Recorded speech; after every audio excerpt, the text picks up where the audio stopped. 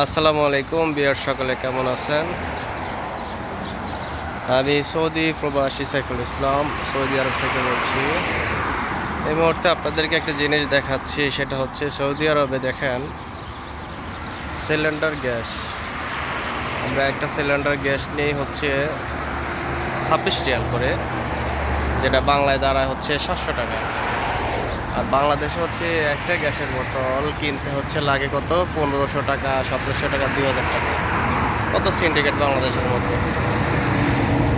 এখানের মধ্যে কিন্তু এরা হচ্ছে যে উৎপাদন করে দেখেন, গ্যাস দিয়ে কিন্তু সব কিছু তৈরি করা হয়, গ্যাসের প্রচুর ব্যবহৃত হয়।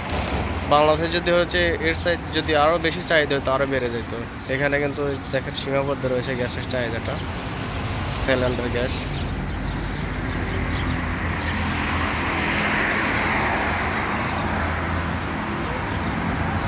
এই মুহূর্তে আছি আমাদের দোকানের সামনে আছি, অবস্থান করছি। তো বাংলাদেশের ভাই হচ্ছে নিয়ে আসলো গ্যাস, একটা গ্যাস 26 রিয়াল করে, বাংলায় 700 টাকা। যদি বাংলা 700 টাকা করে দেওয়া হয় প্রতি ঘরে, 1000 টাকা যদি হয়, 900 টাকা করে হয়, অনেক উপকৃত বাংলাদেশের মানুষগুলো পায়। কিন্তু বাংলাদেশ হচ্ছে সিন্ডিকেটের কারণে আমরা গ্যাস কিন্তু ওভাবে আমরা পাচ্ছি না। আস্তে আস্তে কিন্তু বেড়ে চলে যায়, দাম বেড়ে যায়। তো বন্ধুরা, ছোট্ট একটা ভিডিও বানালাম। আসলে সৎ ইচ্ছা থাকলে সরকার চাইলে সব কিছু করা সম্ভব, সব যদি ভালো নজরদারি দেওয়া হয়।